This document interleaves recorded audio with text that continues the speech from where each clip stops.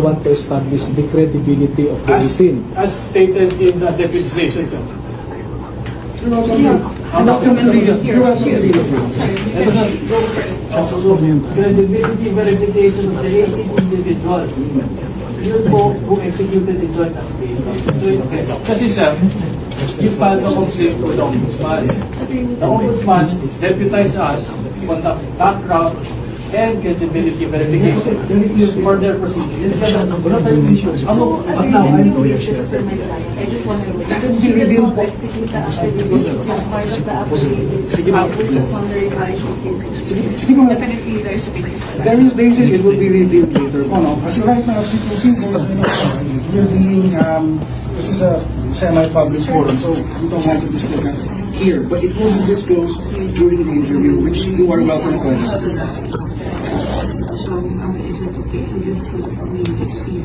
Oh no, not here, not here, not here. Kasi other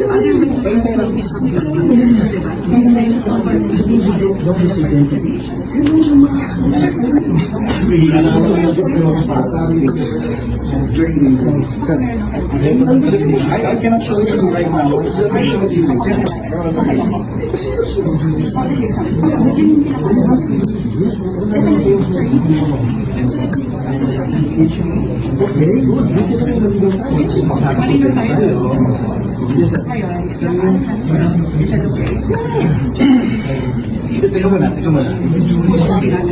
Do you not know the identity of the subject? Oh, what is the purpose of the ID?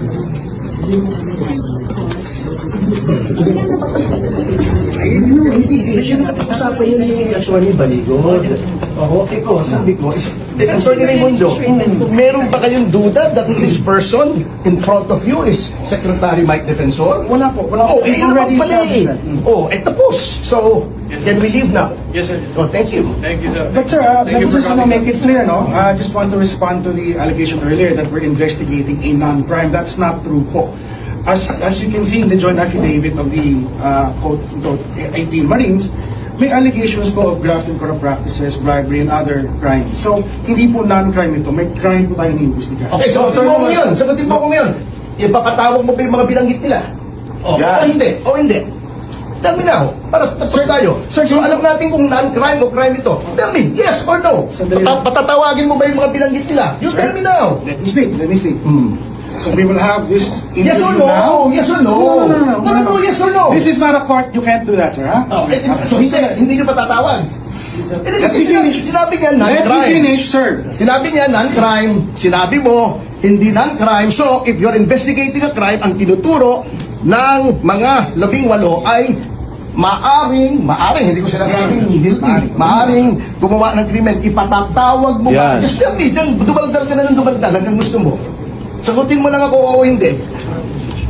Are you about to answer? Okay. Alright, so we will have an investigation. If the evidence points to them, if there's sufficient evidence, then we will do so. Ipapatawag din po namin sila. No, Atty. Raimundo, May proseso po. I was the one who mentioned that.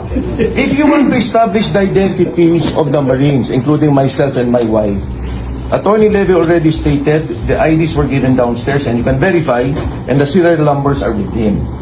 So, what I'm saying is, if the identity is the one that you want to establish, then that's it. That's why I'm saying it's a non-crime. Now, if it's a crime investigation, then you should call on those they pointed to. Kasi establish yun ang identity eh. Yun lang ang gusto nyo establish eh. So once you have established their identities, yung tinuro nila, patawag nyo rin. Now it becomes a crime. Sir, But if kung sila lang iimbestigahan ninyo, then it's a biased crime investigation of the people complaining. sir, hindi po sila iniimbestigahan. They are witnesses. They are Exactly. witnesses. So that's why when I said you establish their identity, then it's downstairs. The serial numbers are with Atty. Baligon. Once it's established, you call the others. Now 40 names, including the affidavit, including Sandro Marcos and Bongbong Marcos and Yusek Jojo Cadiz of DOJ. Yan, mga critical yan. Kung sasabihin nyo kayo ipapatawag nyo, 100% I agree with you. Tulong-tulong tayo. Yeah ba? Ay po. Yes, sir. Sige po. Tayo? Okay na tayo, partner. Okay. Good.